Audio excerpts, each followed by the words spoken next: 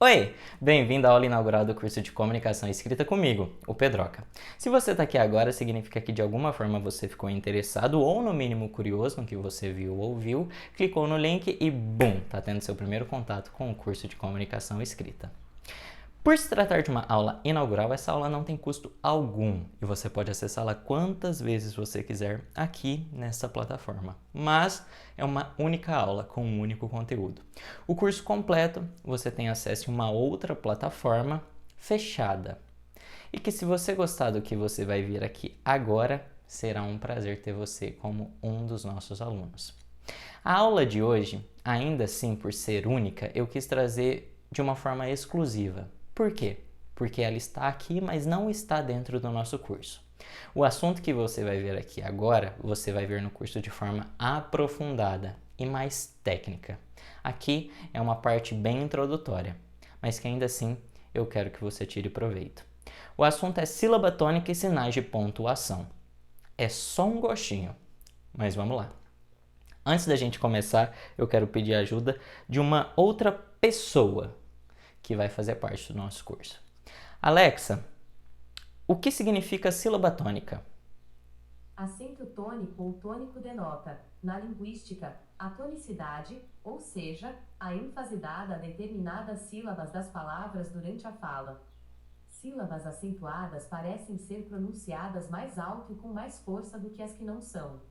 Em português, é possível diferenciar dois tipos de acentos tônicos. Os dois tipos de acento você não vai saber aqui, mas no curso vai. Sílaba tônica, então, é a sílaba que tem maior força e maior intensidade em uma palavra. Elas são diferenciadas em oxítonas, paroxítonas e proparoxítonas. Vamos começar então com oxítonas. Um exemplo de uma palavra que tem a sílaba tônica oxítona. Guaraná. Como é que eu vou saber qual que é a sílaba tônica? Primeiro, a gente divide a palavra. Guaraná.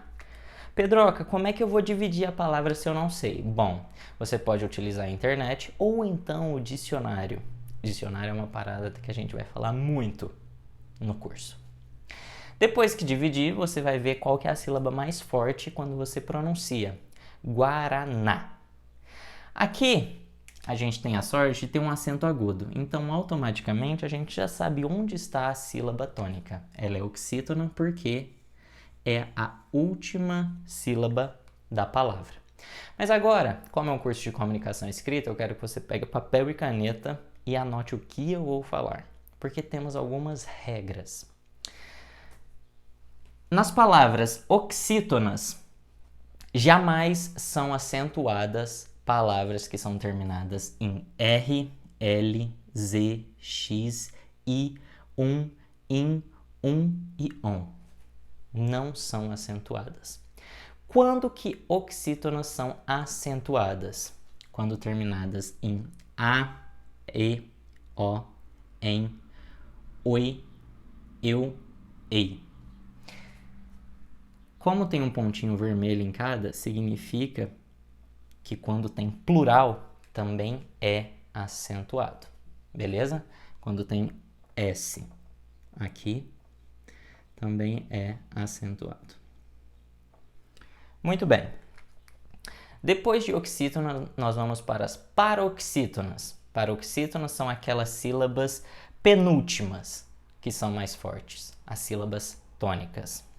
Na maioria das vezes, palavras paroxítonas não são acentuadas, mas toda regra tem a sua exceção.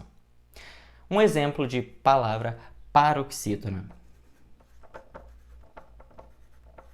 menino, menino, menino. Separando as sílabas, a penúltima sílaba da palavra é a sílaba tônica. E veja, ela não é acentuada, porque não pede na grafia portuguesa.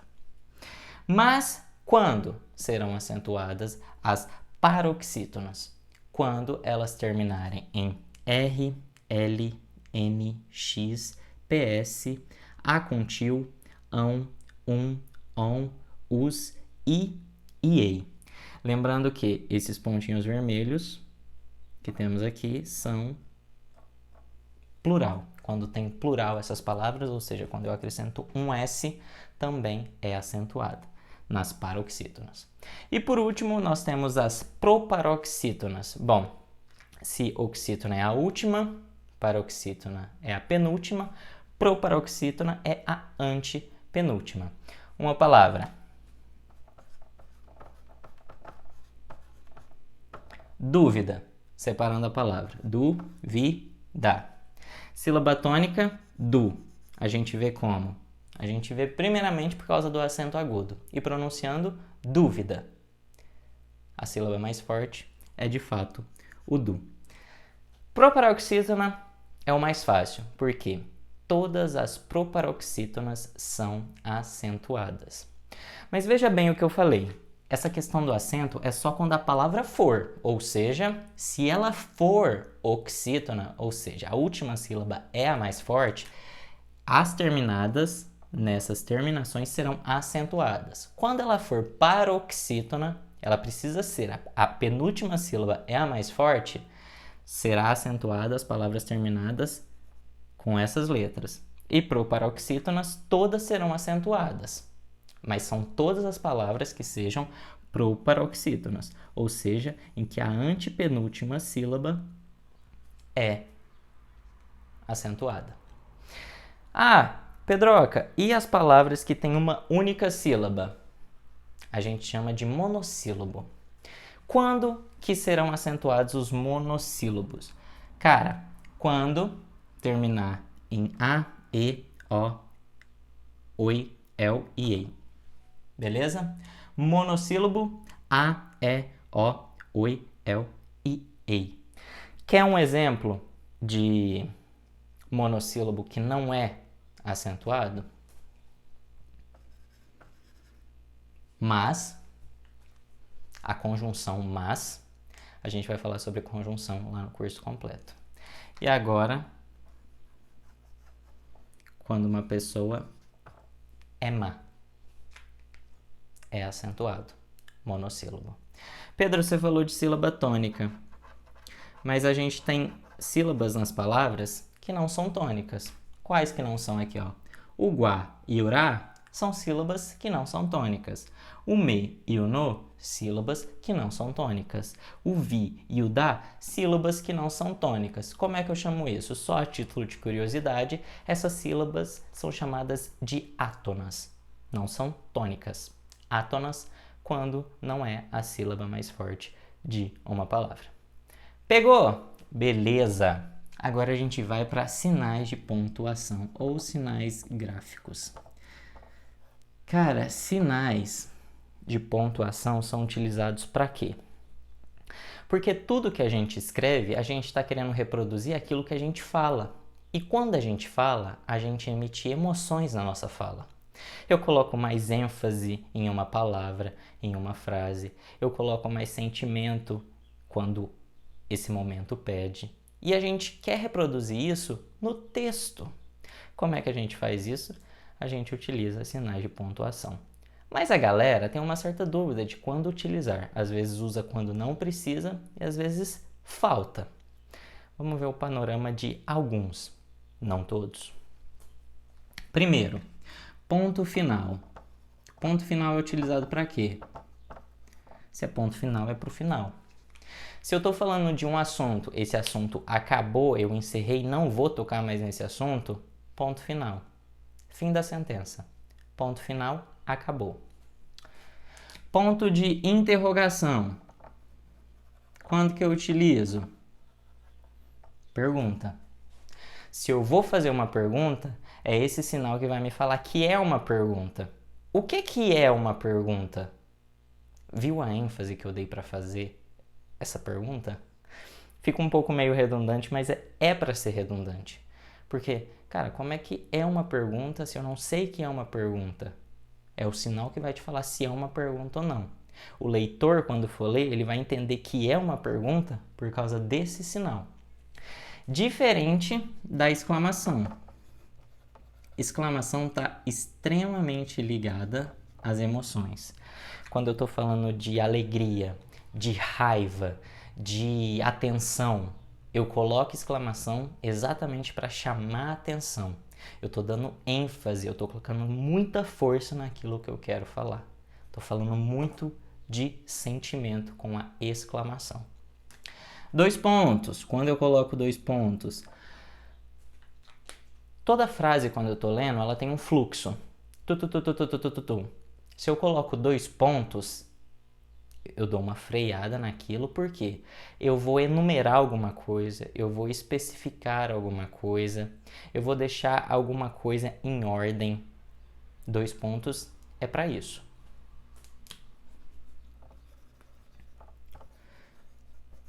Dois pontos, um em cima do outro, e as reticências, que são 3 pontos, um ao lado do outro. Quando que eu uso reticências? Reticências também está muito ligado às emoções, muita poesia. Por quê? Reticências é um ponto. Eu falei que ponto final é quando a frase acaba, não é? Quando eu tenho 3 pontos, eu estou querendo dizer que eu estou encerrando aquele assunto, mas que ele tem uma continuidade.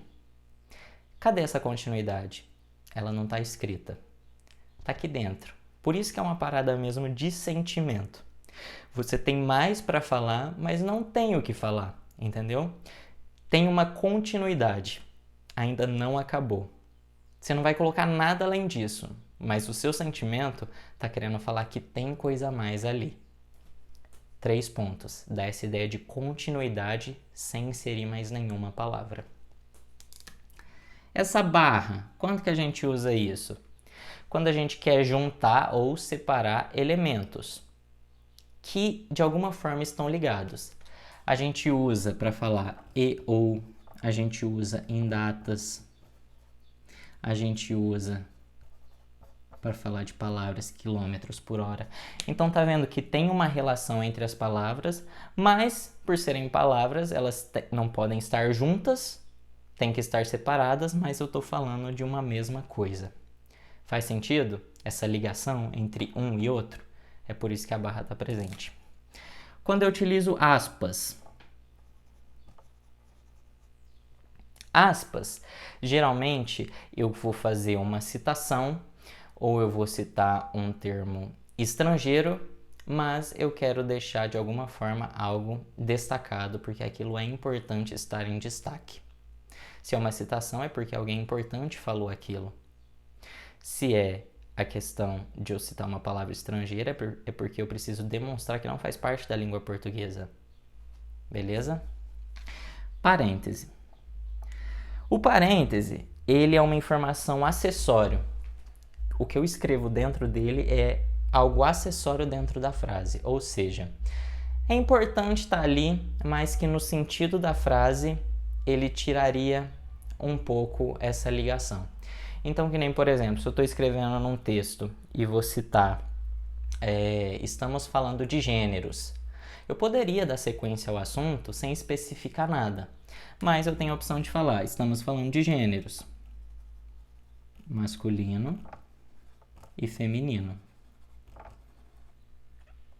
Tá vendo que eu especifiquei um termo anterior a esse parêntese? Aqui estava escrito gênero, em seguida masculino e feminino. Eu especifico, mas é uma coisa acessória à frase. Entendeu? Asterisco. Asterisco a gente usa quando a gente vai citar algo quando acabar o texto, que vai estar lá no rodapé. Geralmente é o significado de alguma coisa muito grande, que não cabe eu colocar aqui dentro de parêntese. Então a gente coloca ao final do texto, deixa lá marcado tipo, olha, corre lá no final do texto que aqui está especificado, aqui está o significado do que significa isso, por que tem um asterisco aqui. É importante, então olha lá embaixo, vai estar lá no rodapé. Ponto e vírgula, o nosso último sinal de pontuação que a gente vai ver aqui. O ponto final e a vírgula, que é uma frase, quando a gente coloca junto, significa o quê? Significa que eu ainda não terminei o assunto que eu estou falando, mas já tem muita coisa escrita. Então eu preciso dar uma pausa um pouco maior do que a vírgula, e que não seja de fato um ponto final, porque eu não vou finalizar o assunto ali.